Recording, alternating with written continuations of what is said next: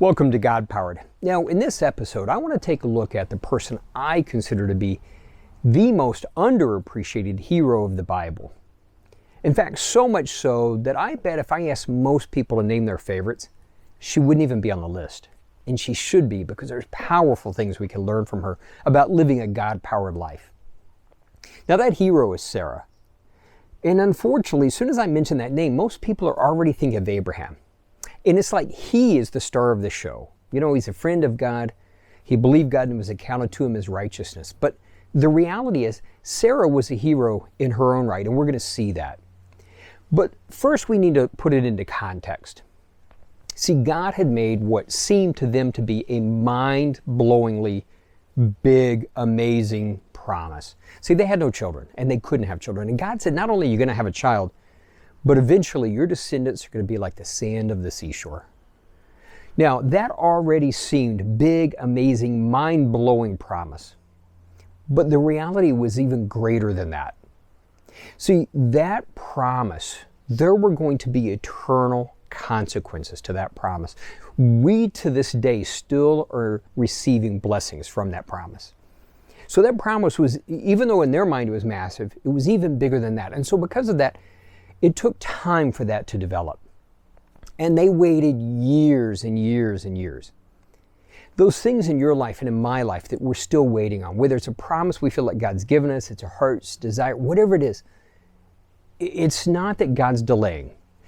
And one of the things we tend to do is we tend to get to the point we don't see any progress. We start feeling like we need to do something to help it along. We've got to learn a lesson in life. We've got to figure something out. We've got to get something right. So we try to help God out. And that's what Sarah did. And I'm not condemning her because I've done the same thing. You get to that point, it doesn't look like it's making progress. What do I need to do to help God out? And before I look at Sarah, though, I want to point out somebody else that did the same thing. Because we all do it. Joseph. Joseph had a dream. And in that dream, they all bowed down to him. Now, that already seemed big and amazing, right? But that dream had bigger consequences than he understood. See, God didn't want to just do that. He wanted to, through that, save many alive. It had bigger consequences. And so for Joseph, not only does he not see it progressing, it actually seems like it's going backwards. Okay, his brothers conspire to kill him, sold into slavery, falsely accused, thrown in prison. It's not looking great. And so what does Joseph do? There comes a moment when he tries to help God out. And he says to the wine steward after interpreting his dream, remember me when you get out of here. In other words, get me out. We all do it. But one of the things we have to understand is helping God out, it never works out. We just have to learn a deeper level of trust. Now in Sarah's case, what did she do? She goes to Abraham and she says, look, we're too old. Obviously this isn't going to happen. Go have a child by Hagar so that we would have descendants. Now this is a G-rated video, so we're not going to get into that, but there were consequences to that we still see to this day. That was not God's plan. See, again, helping God out, it doesn't work out. We just have to learn a greater degree of trust. God is still at work, and that thing that you're waiting for and I'm waiting for is so much bigger than we understand. It's bigger than we perceive or can comprehend. But here's the beauty and the faithfulness of God. Remember, I keep telling you, Sarah was a hero. Well, right after that, God reaffirms and says, no, my promise is going to come from and through Sarah. My blessing is my whole plan is with Sarah. See, that's the faithfulness of God. Even when we blow it, God stays faithful. That is the amazing God we serve. And this is how the New Testament refers to Sarah.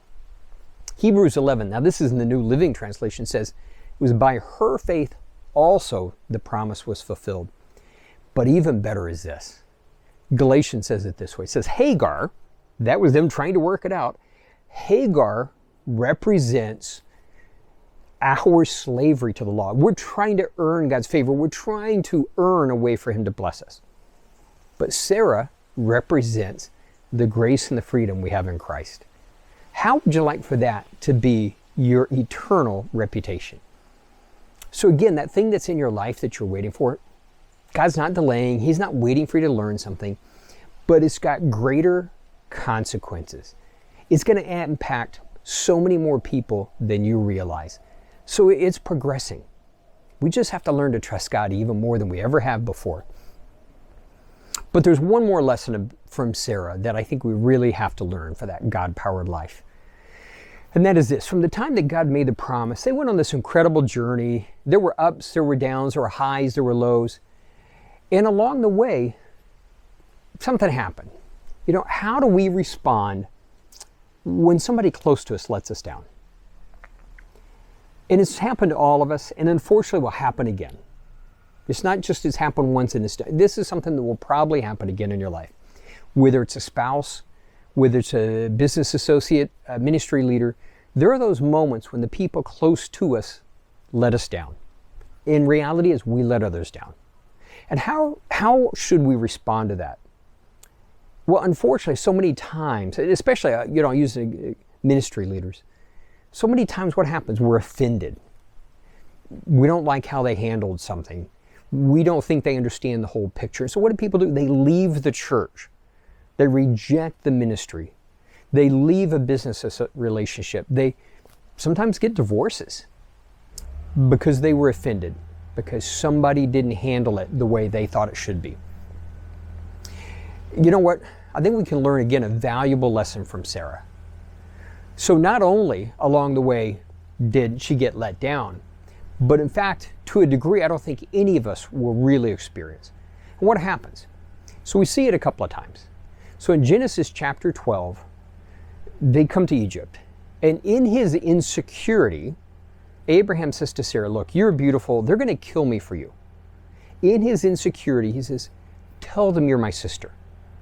In his failure in that moment to trust God, in that circumstance to trust God, he put her at risk. Now, God was faithful and protected her. But unfortunately, it didn't just happen once. In fact, it happened more than once. We know of at least twice.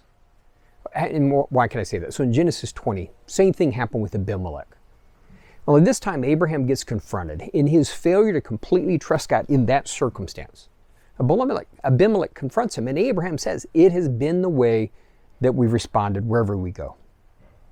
See, he let her down numerous times. And in the process, he put her at risk. But there's an incredible promise. Now, guys, I want you to get this, because when I show you this, it's going to look like this is for women, but it's for all of us.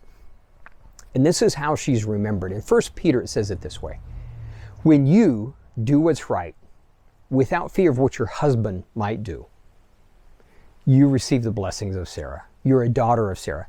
Now again, that sounds like it's for women, but that's for all of us. When you do what's right, regardless what that ministry leader might do, when you do what's right, regardless of a fear of what that business associate may do or your spouse may do, when you do what's right without the fear of what they may do, then you've got the blessing of Sarah. We're a descendant of Sarah.